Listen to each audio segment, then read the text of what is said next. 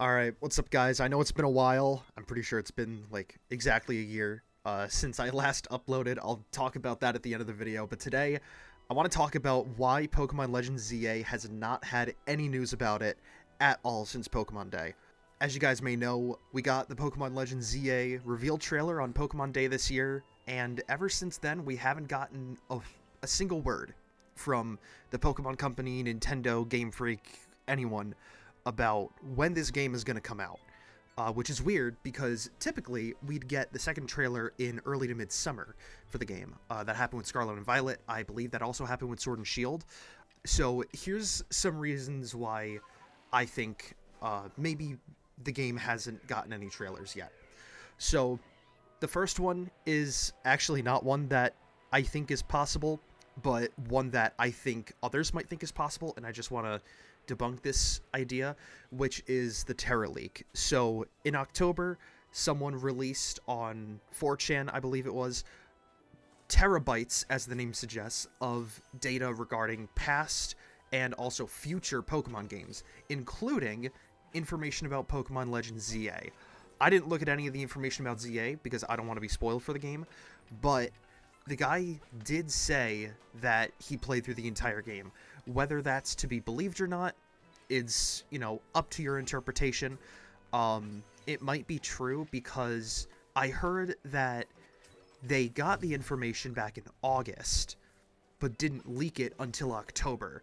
So that 2-month window is possibly the time that they took to play through Z-A. Again, I don't know if this is true. I'm going to stay on the side of it's probably not true that they played through Z-A, but just because of that, people might think that Game Freak is delaying the game because of the leak. Because this information about the game is out there and they want to change the information so that people don't get spoiled. And I don't think this is going to be the case, and here's why I think so. So, like I said before, typically the second trailer for a Pokemon game comes out in late spring to early to midsummer, pretty much. Basically between May and July. And the hacking of that Game Freak document, or the Game Freak files, didn't happen until August. So the trailer should have already been out by then. So that's why I don't think the Terra leak led to any delays, because we should have gotten some kind of news or trailer before that. Now, while I was thinking about this, I thought back to Pokemon Sword and Shield's hype season, when I would get most of my news for the game on Instagram. That's where I saw all the reveals. And they didn't upload any trailers or anything, to my knowledge there. All they did was pretty much show, like, I remember distinctly the Gigantamax reveal. They had, like, a Charizard and a Butterfree, and they're like, this is Gigantamax. This is what it looks like. It's going to be in the game. Some Pokemon can Dynamax, and they can change their shape. And that's Gigantamax. So, obviously you don't need any gameplay footage for that. All it is just the concept art. So I was thinking, why don't they just post a picture on, like, Instagram or Twitter saying this is the professor, or these are the starters, or this is what the player looks like? And I think it might be now this is a stretch, I recognize that, but this is the only explanation I could think of, and it's because they might not want to, I guess, undersell the hype of this game, because this game is literally 10 years in the making. Like, this is the most anticipated game in the entire series. We've been waiting for Pokemon Z ever since X and Y came out. So this is, like, everybody has been anticipating this game. And I think Game Freak knows that, and I think, Nintendo knows that, and I think they don't want to just post a picture on Twitter or Instagram or anything like that, because they don't want to, like I said, undersell, I guess, the hype of this game. They want all the news to be in these big trailers. Now, that may sound like I said, a stretch to some of you, and I get that, but that's the only explanation I could think of as to why there wouldn't be any just image posts revealing anything. Now, these last 2 points, I think, are actually more likely to have been the case for this. So this first one is that the game was announced earlier in development than a Pokemon game typically is. So From Sword and Shield, we know that it started the, I guess you could say, conceptualization phase of development uh, right after Sun and Moon launched. So Sword and Shield, the developers started thinking of what the game would be right when Sun and Moon came out. And I believe I read somewhere that the actual development of the video game itself started in 2017 when Ultra Sun and Moon came out. So it had the game itself had a development of 2 years, but the whole development of the concept of Pokemon Sword and Shield was 3 years. You got to take that conceptualization into account, because you can't have a game without a concept. So, and I believe in the Terra League as well, it also confirmed that other games in the past had development cycles of 3 years. So it's safe to say that these games have a development cycle of 3 years. So with the 2025 release date, if we say that that was always planned, then you go back to 2022, it would make sense then that the team that worked on Legends Arceus, right when Legends Arceus came out, immediately started development on Z-A. Basically, either right before or right after it came out. Like, the games are shipped out to GameStop, and then they start developing Pokemon Legends Z-A, and then that would mean that development would end, and that game would be shipped out in 2025, which would make sense. And also, it's possible that the same team that worked on Scarlet and Violet also developed the DLC, because I believe there's 2 teams that work on any given or that are working on games at any given point at Game Freak, at least for Pokemon. So, like, when X and Y was in development, you had a team working on X and Y, and you had a team working on Omega Ruby Alpha Sapphire, both at the same time. Same with, like, Sun and Moon and then Ultra Sun and Moon.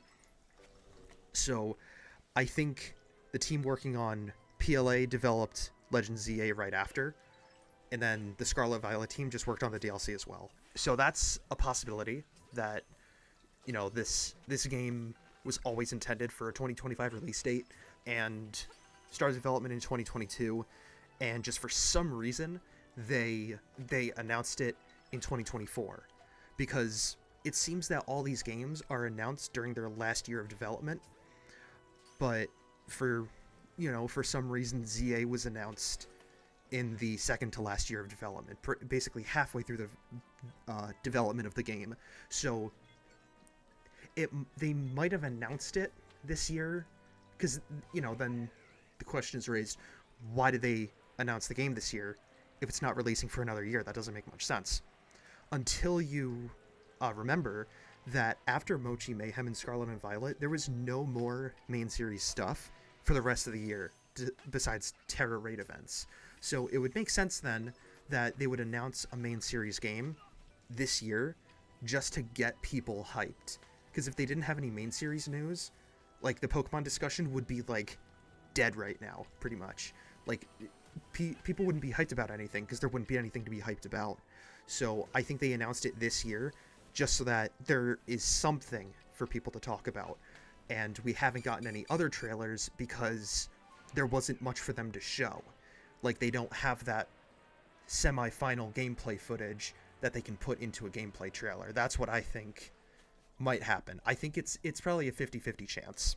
And then the last reason why I think it might have been announced this year but not releasing until 2025 kind of goes against the last point, but I think both of them have a 50-50 chance of occurring. And I think this game was developed with the intention of releasing simultaneously on the Switch and the Switch 2, or whatever Nintendo's next console is going to be. Because I think I have this conspiracy theory that Scarlet and Violet was also being developed for Switch 2, but something happened, probably the pandemic happened, and the Switch 2 got delayed.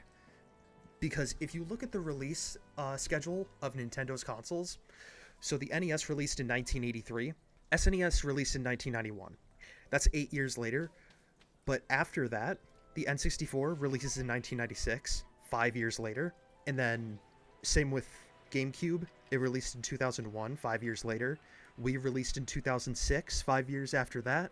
Wii U released 6 years later after the Wii in 2012, And then 5 years after that, in 2017, you got the Switch. So if this pattern continues 5 or 6 years, you'd think the Switch 2 would have released in either 2022 or 2023. But I think because of the pandemic, the Switch 2's release date was pushed back. And then I think Game Freak made the decision and said, we're gonna release this game on the Switch, and I think that's why Scarlet and Violet isn't as optimized as it should be. Because it was technically being developed kind of with a future system in mind.